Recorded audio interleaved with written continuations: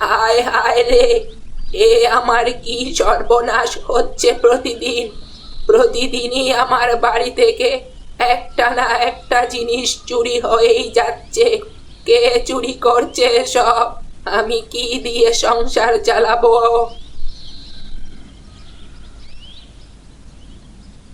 ও বুড়িমা, এরকম হাই হুতাশ করে কাঁদছো কেন? প্রতিদিন আমার হাঁস মুরগি, বাড়ির জিনিসপাতি কে যেন নিয়ে যাচ্ছে। এভাবে যদি আমার বাড়িতে চুরি করে, আমি সংসার চালাবো কি করে বলতো? কথাটা তো ঠিক। রাতে না ঘুমিয়ে বাড়ি পাহারা দাও গো বুড়িমা, তাহলে দেখবে তোমার বাড়ি থেকে আর কিচ্ছু চুরি হবে না। বয়স হয়েছে রে বাবা, এখন কি আর রাত জাগতে পারি? তাছাড়া ভালো করে চোখেই তো দেখতে পাই না রে। তাহলে আর কি করার? ও, আমি যে জন্য এসেছিলাম, জমিদার সাহেব খবর পাঠিয়েছে তোমার ঘরের সব থেকে বড় মুরগিটা সে কিনবে। সকাল সকাল দিয়ে এসো কেমন? আচ্ছা আচ্ছা, একটু পরেই আমি জমিদারকে দিয়ে আসবো। না হলে এগুলো চুরি হতে বেশি সময় লাগবে না।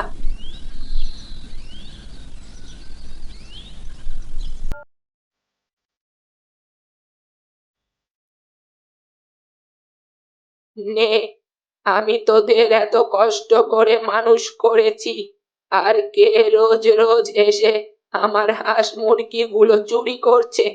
কি করে যে আটকাবো এই চুরি? এমন হতে থাকলে তো এক সময় আমি না খেয়েই মারা যাব। বুড়ি কিছু সময় দুঃখ করে মুরগির খামার থেকে সব থেকে বড় মোরগটা ধরে বলে, তুই আমার অনেক শখের একটা মোরগ। তোকে আমি আরো কিছুদিন আমার কাছে রাখতাম, কিন্তু রাখতে পারবো না রে। তোকেও যদি চোর এসে চুরি করে নিয়ে যায়, চল, তার চেয়ে তোকে জমিদারের কাছে বিক্রি করে দিয়ে আসি। কিছু টাকা পেলে তাই দিয়ে আমার কদিন চলে যাবে।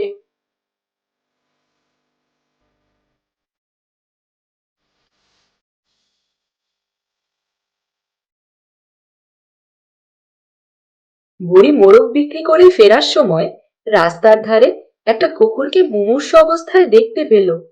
কুকুরটি যন্ত্রণায় ছটফট করছিল। আহারে, এমন ভাবে কুকুরটিকে কে মেরেছে? এত সুন্দর বাচ্চাটা কার ক্ষতি করলো যে এমন ভাবে মেরেছে?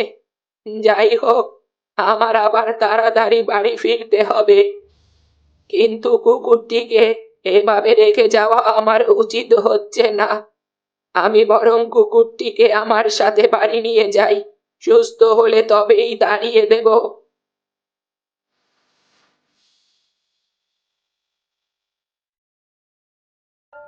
বুড়ি কুকুরটিকে অনেক সেবা যত্ন করে সুস্থ করে তুলল।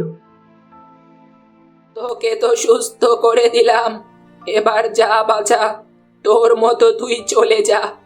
আমার এখানে থেকে কিচ্ছু খেতে পারবি না। আমি তোকে কিচ্ছু খেতে দিতে পারবো না রে বাছা। এমন ভাবে ডাকিস না বাছা, চলে যা। শুধু শুধু আমার কাছে থেকে মায়া বাড়াস না। আমি নিজেই তো খেতে পাই না রে, তোকে আবার খাওয়াবো কি করে? যা, চলে যা বলছি। বুড়ির এই কথাগুলো শুনে কুকুরটি চলে গেল। কুকুরটি চলে যাবার পর সেদিন রাতে বুড়ির খুব জ্বর এলো। আহ, আর বুঝি বাঁচবো না? মাথার ভেতরটায় খুব জ্বালা করছে। আমাকে দেখার মতো তো দুকুলে কেউ নেই। আমি মরলেও কেউ দেখতে আসবে না। ও, আর মনে হয় বাঁচবই না। বুড়ি এই কথাগুলো বলতে বলতে জ্ঞান হারালো।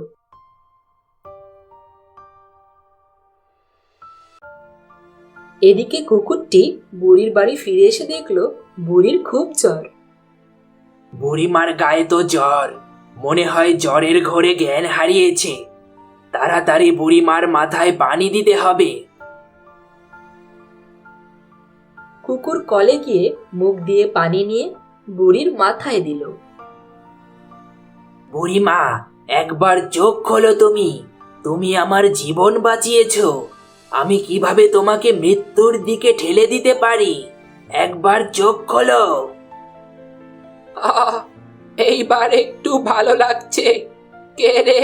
কে দিল আমার মাথায় পানি? কে বাঁচালো আমাকে? আমি গো বুড়িমা, আমি তোমার মাথায় পানি দিয়েছি। তুই তুই আবার ফিরে এসেছিস কেন রে? তোকে না চলে যেতে বললাম? বুড়িমা, আমার যে কোথাও যাওয়ার জায়গা নেই, দয়া করে আমাকে তাড়িয়ে দিও না। তোমার সন্তান হলে কি তুমি এভাবে তাড়িয়ে দিতে পারতে? তা তো পারতাম না, কিন্তু আমার কাছে রেখে তোকে কি বা খেতে দেব বল? আমি একবার খাবো বুড়িমা, তবুও তোমার সাথে থেকে তোমাকে দেখতে পারবো। আমি যদি ফিরে না আসতাম তবে তোমার কি হতো বলো তো?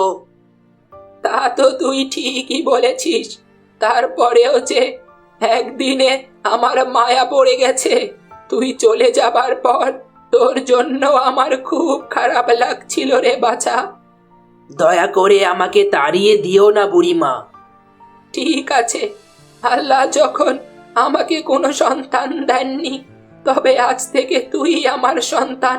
তুই কালু, আজ থেকে তুই আমার কালু। আজ থেকে তুমি আমার মা। আচ্ছা বলতো, তুই কুকুর হয়েও কথা বলতে পারিস কিভাবে? সে তো অনেক কথা মা, তবে শোনো। ও, এখন বুঝলাম কেন তুই ওই রাস্তার ধারে এমন করে পড়েছিলি। আমরা মানুষেরা সঠিক জিনিসকে সব সময় ভুল ভাবি। যাই হোক, তুমি যে আমাকে সন্তান হিসেবে মেনে নিয়েছো, এতেই আমি অনেক খুশি হয়েছি মা। হ্যাঁ রে বাবা, সারাদিন তো পেটে কোনো দানা পানি কিচ্ছু পড়েনি। চল, দুজনে মিলে চারটে মুখে দেই।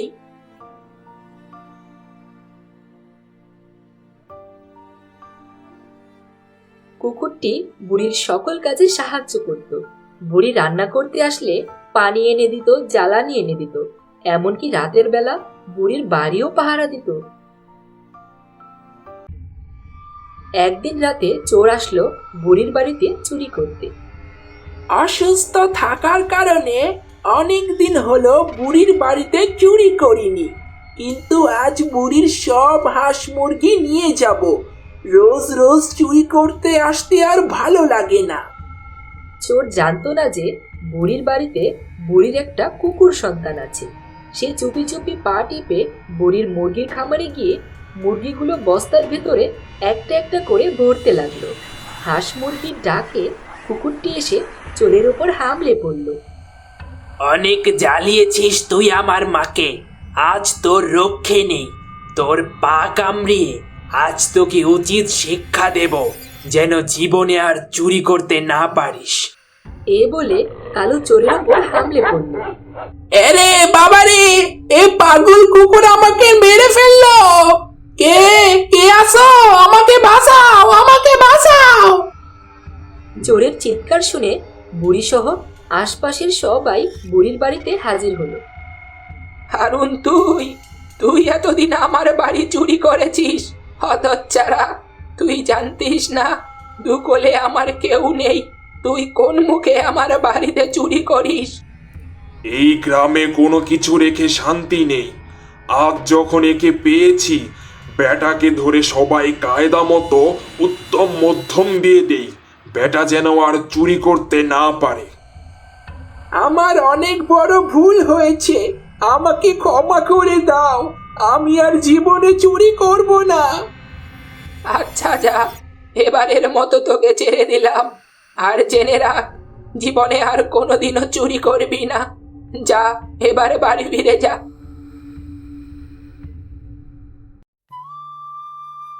বুড়িমা, এই কথা বলা কুকুরটা তোমার? হ্যাঁ, কদিন আগে গ্রামের সবাই ওকে ভুল বুঝে মেরে ফেলে রেখেছিল। আমি ওকে সুস্থ করেছি। আর আমার তো কেউ নেই।